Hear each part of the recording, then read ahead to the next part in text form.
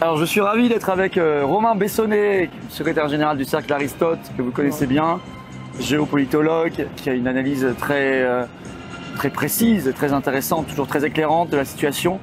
Et on va commencer par cette scène surréaliste qui fait le tour du monde, au Vatican pour l'enterrement du pape François. Macron qui a voulu s'incruster dans une réunion entre Trump et Zelensky.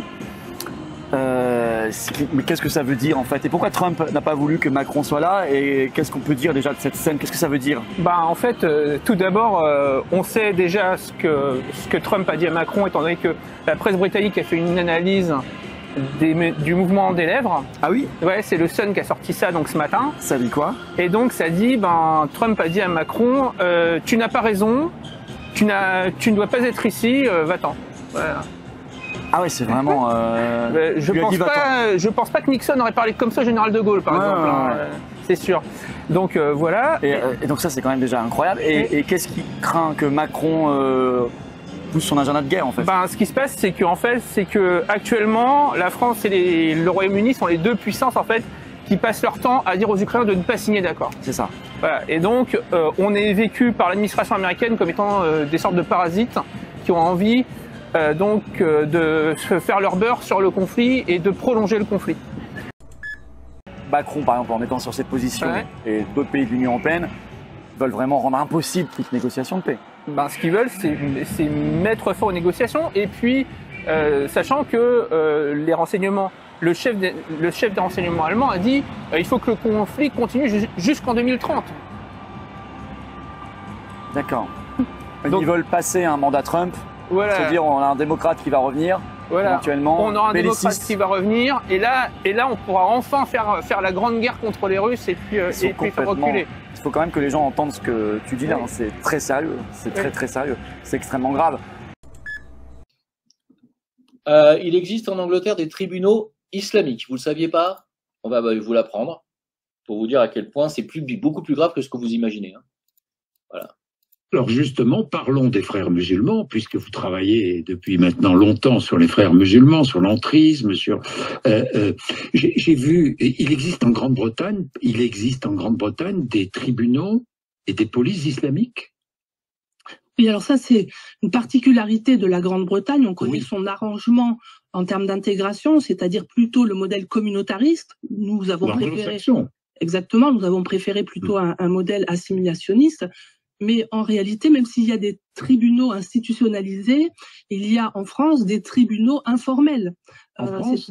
Oui, de sorte que les musulmans qui ne respectent pas les règles religieuses dans certains quartiers sont exclus, maltraités, parfois menacés de mort. C'est le cas en France, bien sûr. C'est le cas des apostats, par exemple, ceux qui quittent l'islam font l'objet de véritables de discriminations et même des menaces, des menaces de mort.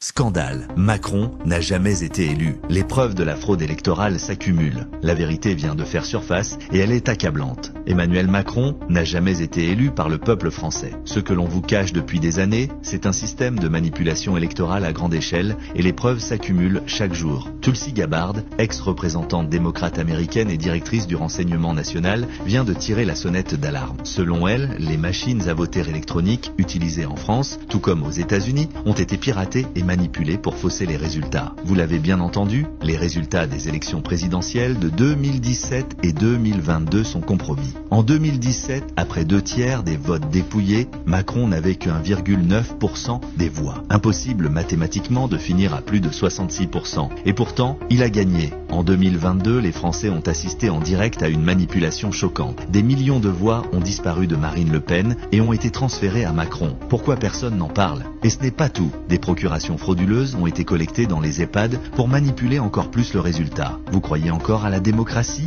Emmanuel Macron n'est rien d'autre que le produit d'un système électoral manipulé, contrôlé par les élites qui utilisent des technologies pour fausser la volonté du peuple. 2027. La même mascarade en préparation, mais il est encore temps d'agir. Exigeons le retour au bulletin papier, un dépouillement transparent et un contrôle citoyen des élections. Partagez cette vidéo maintenant, exigez la vérité et reprenons notre souveraineté avant qu'il ne soit trop tard. Il est encore tôt, mais les contenus inappropriés constatés par l'huissier dans ces programmes. Voilà ce qu'on peut lire. Pour des jeunes enfants de primaire, la fellation est aussi appelée pipe. On parle aussi de sucer. C'est le fait d'embrasser ou lécher le pénis. Le gland est très sensible, mais tu peux aussi embrasser, lécher tout le pénis ou les testicules. L'anulingus, c'est embrasser ou lécher l'anus de son partenaire avec sa langue, les lèvres. Voilà ce qu'on apprend aux enfants.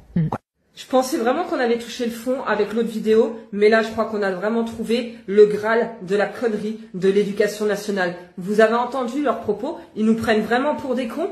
Déjà, d'accord, déjà qui nous obligent à mettre nos enfants à l'école à partir de 3 ans, alors qu'avant à partir de 6 ans c'était très bien, et maintenant il faut les mettre à partir de 3 ans à l'école pour qu'on aille leur enseigner clairement de la merde. Parce que là, on n'a rien d'autre à dire que c'est clairement de la merde. C'est juste inadmissible. Donc effectivement, il va falloir qu'on se réveille. Parce que moi, mes deux grandes de 12 et 14 ans, on parlait pas de ça en primaire, d'accord? On ne parlait pas de ça. Il y a 14 ans qu'on passait et on veut inculquer ce genre de choses à nos enfants. Mais en fait, laissez-leur leur innocence, laissez-leur leur petite vie tranquille, d'accord? Ils n'ont pas à savoir comment pratiquer, parce que là c'est clairement la mise en pratique en fait. Limite on t'explique, il n'y a plus qu'à le faire devant eux aussi pendant qu'on y est, parce que là clairement il leur explique qu'est-ce qu'il faut faire dans la vie sexuelle en fait. Donc non, c'est juste inadmissible.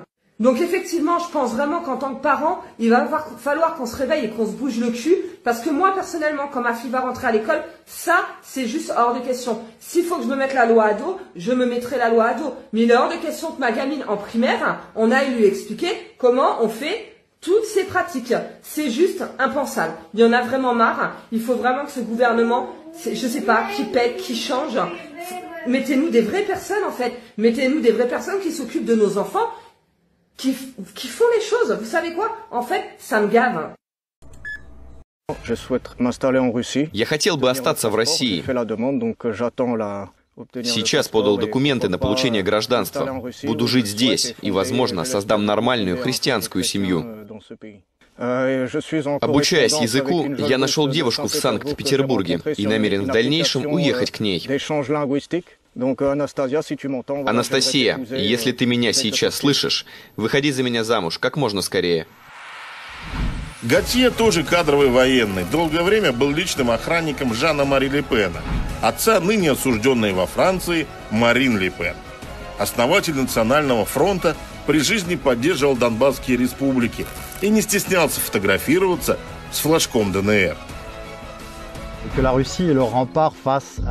Русские и французы должны вместе бороться против дегенеративных идей Запада, таких как ваукизм, ЛГБТ и так далее, которые морально разрушают Запад. Здесь идет война не просто между Россией и Украиной, как между двумя государствами. Это война между двумя блоками и двумя идеологиями. Глобализм с одной стороны и Россия, которая защищает традиционные ценности, с другой.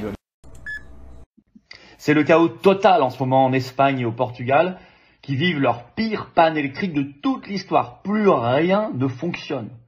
Plus aucun commerce, les usines sont à l'arrêt, les habitations. Il n'y a plus un train, plus un métro qui circule dans les deux pays. Les avions ne peuvent plus décoller, atterrir parce que les aéroports sont en panne. Les feux de circulation ne fonctionnent plus. Les gouvernements des deux pays viennent de demander à leur population de ne pas prendre la voiture, de rester chez eux.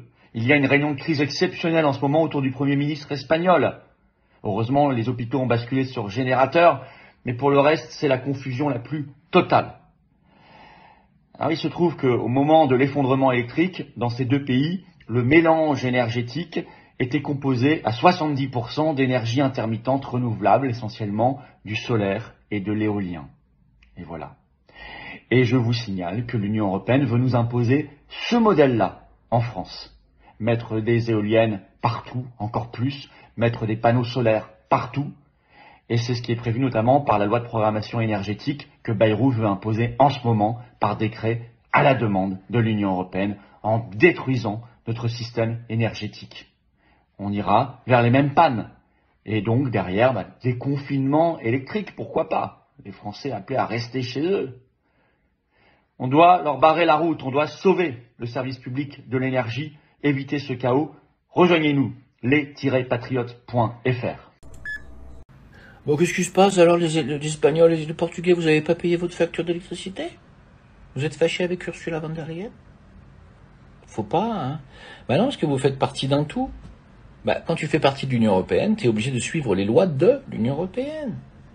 Bah, c'est-à-dire de von der Leyen et son copain allemand. Bah oui. L'Allemagne a demandé à LEE que la France devait s'aligner sur les tarifs de l'Allemagne et des énergies fossiles allemandes. Sauf que le Portugal et l'Espagne ont tous deux refusé et ils ont envoyé chier Ursula. Oh bah la suite on la connaît. C'est que non seulement la France, qui est le plus grand producteur d'électricité d'Europe, paye l'électricité plus cher que les autres, hein, alors qu'on en produit trop, on ne sait plus quoi en faire, mais les Allemands et les Portugais qui n'ont pas voulu se plier à ces règles se retrouvent dans le noir. Ouais, l'Europe dans le noir. Alors ils vont vous dire que c'est des hackers russes qui ont probablement des cyberattaques, c'est eux qui ont coupé le système d'électricité, mon cul sur la commode.